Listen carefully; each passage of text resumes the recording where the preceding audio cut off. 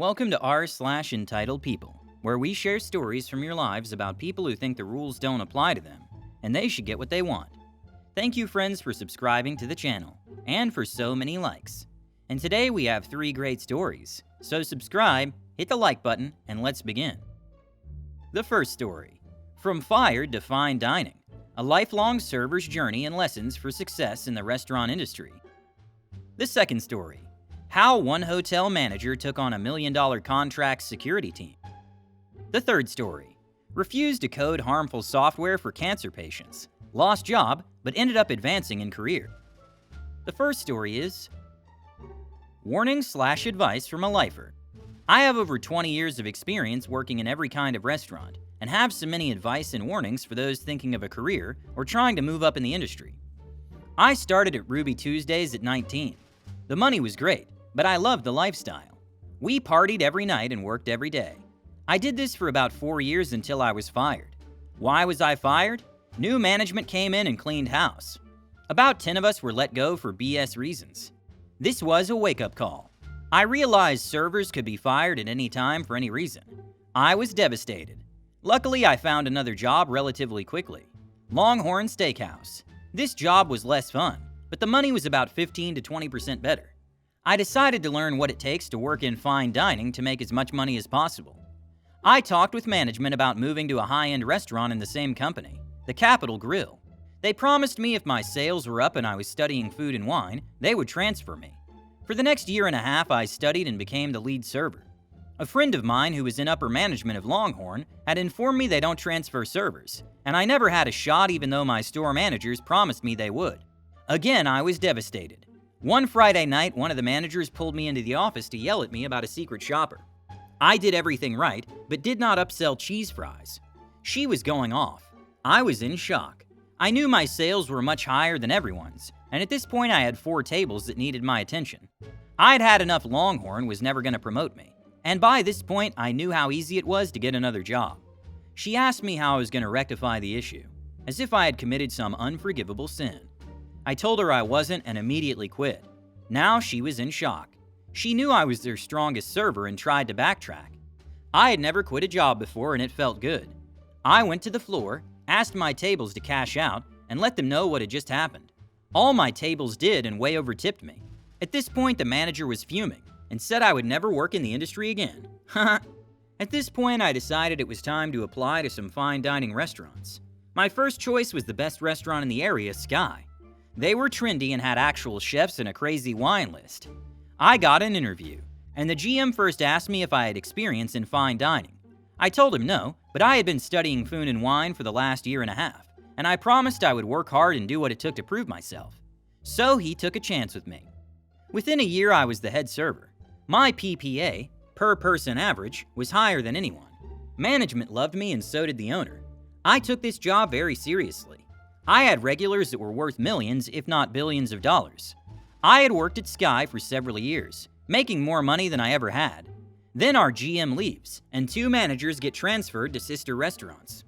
We get a new GM, and he brings in his friends to manage and starts to clean house. Several servers were let go for no reason. I fear I might be fired too. The new servers he brought in were horrible. They were sloppy and lazy, and their PPA was the lowest. Yet they were given bigger sections and better shifts. This upset everyone, myself included. One night after my shift, I tried and calmly talked with the new GM about how this affected our money, and asked if there was a fair way to schedule. He exploded on me. I was shocked. I profusely apologized. I meant no disrespect, but he had heard enough and fired me on the spot. Again, I was devastated. 2 days passed, and the restaurant owner called me up, apologizing he wanted me to return. I told him what had happened, how the GM spoke to me and how he was cutting our shifts to make room for his friends. I asked the owner to look at the numbers and asked him who he would rather have representing his company. The owner agreed he would rather have me than the questionable new hires. I explained this situation and left a bad taste in my mouth, and I wasn't sure I wanted to return. He offered me $15 an hour plus the tips I would make if I returned instead of the standard $5 server wage. I decided to accept and return to work a few days later. For the first time in my serving career, I experienced a power shift. As soon as I walk in, I'm summoned to the office. The GM is sitting behind his desk, and he looks peeved. He said the way I spoke to him and went behind his back was unforgivable. I again calmly explained what happened and reminded him he fired me. He said I should have dealt with the consequences like a man.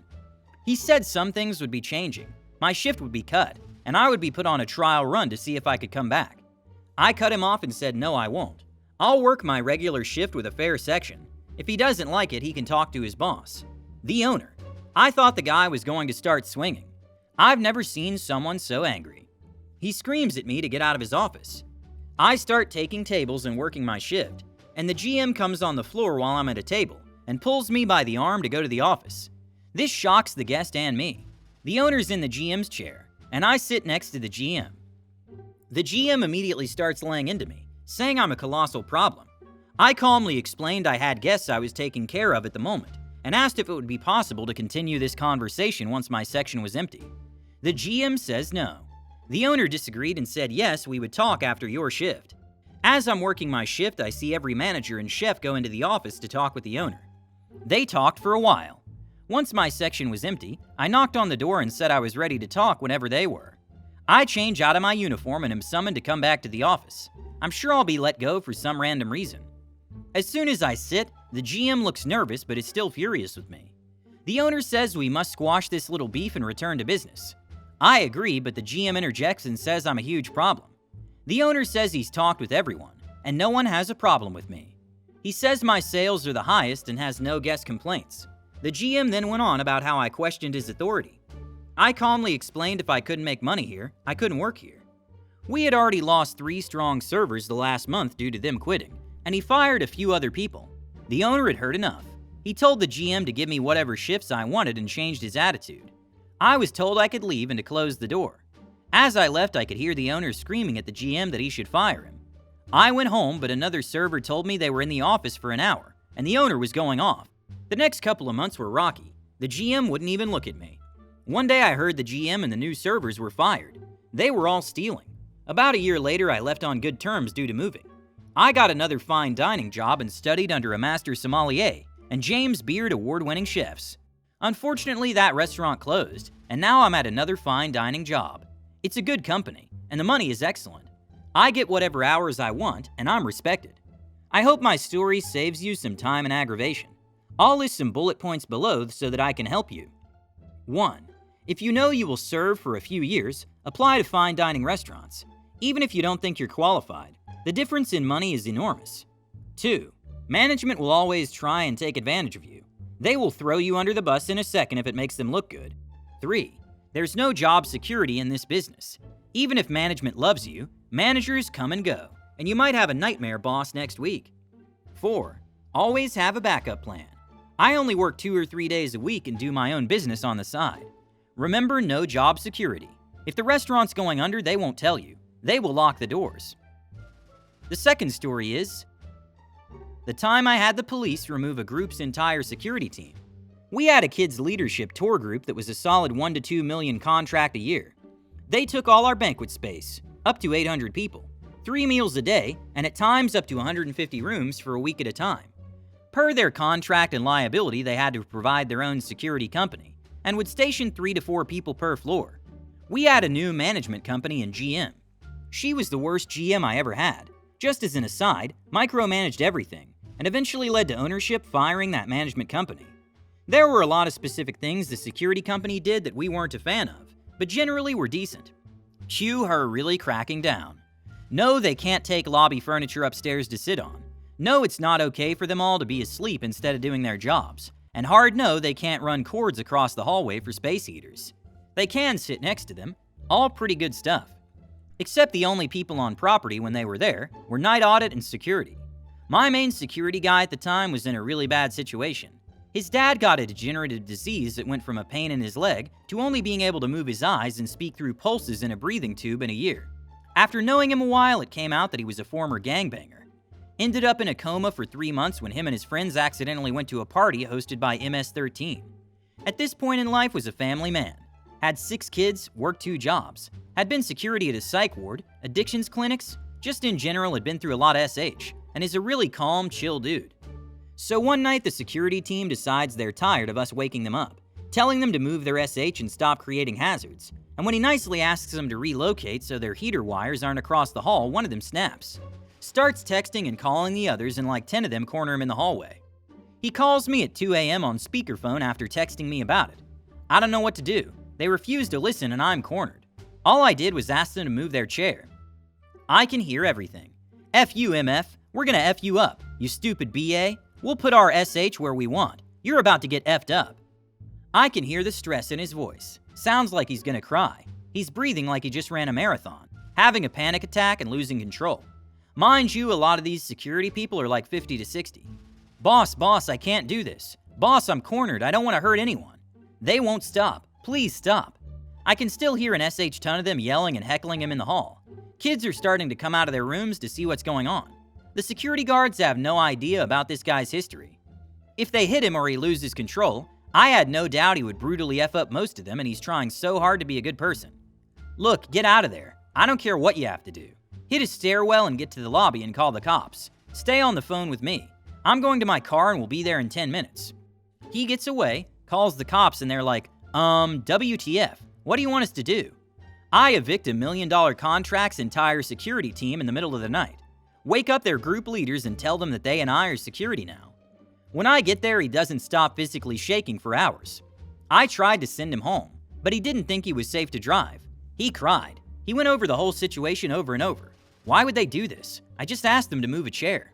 The next day, the group's office contacted us like we had done something wrong. I fought with them like hell, sent the written statements, told them it didn't matter how important they were to us. Not a single person on that security team could ever work in our hotel again. They got us an entirely new team, but weren't happy about it. The last story is, decide to save cancer patients' lives than my job. I was leading the technical team and implementing a software solution for a cancer hospital. The software needed a lot of code patches for bugs. 2 to 3 companies had built IPs to help solve them and add specific customizations. My company screwed them over after partnering with one of them to win the project, so lots of bugs were open for me to fix. I had to do it the old-fashioned way. Test, find RCA, and fix. One major bug was the medication dosage was completely wrong. You order 1 bottle and prescribe 100 milliliters each session. The print would come out as prescribed 1 bottle per session. And then other moronic requests by the system architect. He lied on his CV, like delete patient lab records to make it look more pretty, I swear. I said no. They threatened me with my job. When I tried to explain the importance of the changes, I was shut down. They said, you don't listen to management. Rant. I've worked in many fields, telecom, manufacturing, etc. I don't care if $1 million are lost in a mistake in a management decision. I'll send an email with risks and close the topic for future discussions. This has always worked. I can't show an email if a patient dies. I will not have that on my conscience. Mind you, I was getting paid 3 times my salary in my home country. I called home, told my mom and my fiance I was going to get fired over this, but I will not quit as they wanted to hire yes men until I was there. I was not going to let incompetent people take over. Well, it worked. I blocked hiring of 5 people who were close to the project management as I was lead. As soon as they hired actually competent people, I was sidelined happily. I fixed all the core issues and now was posted on a remote work assignment. Basically, they were waiting for me to quit. I still had a lot of knowledge, which was not transferable without my willingness, and I was waiting for a good job to come along. I found something 2 times better in pay and less work, and it's not in healthcare. So yeah, now you can give me bad decisions on email. I'll accommodate them if you really need it. Hit the like button and subscribe to the channel. Have a good day.